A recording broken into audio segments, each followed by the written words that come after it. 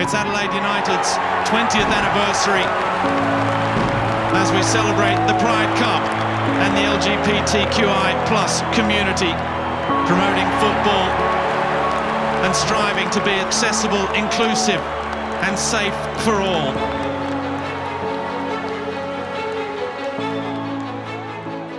The Pride Celebration Weekend to me means so much. It's the community that I'm a part of. It's the community of football. It's the club that I grew up watching and then playing for, openly supporting the person I am off the field.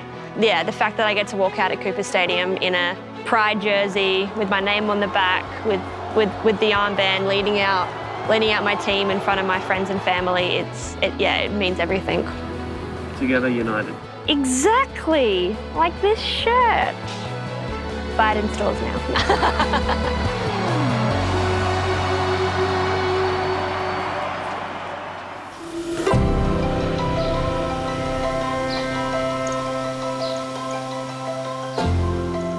Football clubs, sports teams, they're place-based organisations. Like, you are part of a community, you're in a place and in a town where someone else has a heritage.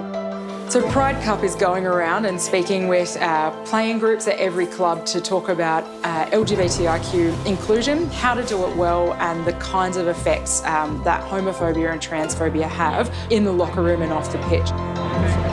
I think it is really beneficial having such a public platform, for people watching to feel safe and supported, and also anyone that is, struggling with identity and things like that, to just know that they can watch the sport that they love and feel seen and heard. And if that helps just, a couple of people, then it's worth it. Players and staff members can get some education on important things about inclusivity. I think as much as we might think we're inclusive, there's always more to know. Knowledge is important, and so is education, and the more we can educate people, the more the community will become more inclusive.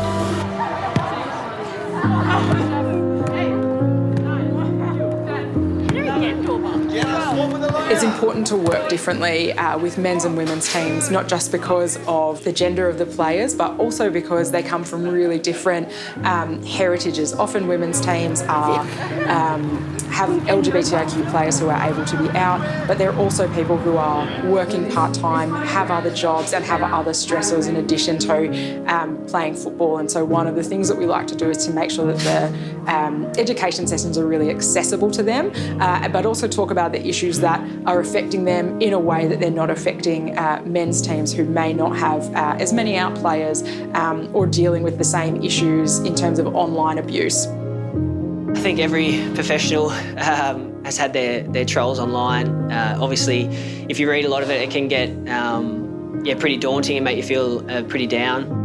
Especially not only yourself, but for your family and your close ones if they come across it. So, yeah, it's great that the league is doing something about it in terms of Go Bubble and changing the way that platform operates in terms of not having access to reading those comments.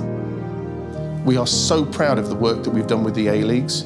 In almost 500,000 checks since working together across the different teams and for the organisation and the players as well, our technology has muted almost 14,000 cases of toxicity online. That's almost 14,000 times when a supporter, a team, a player or the community could have been caused upset and distress.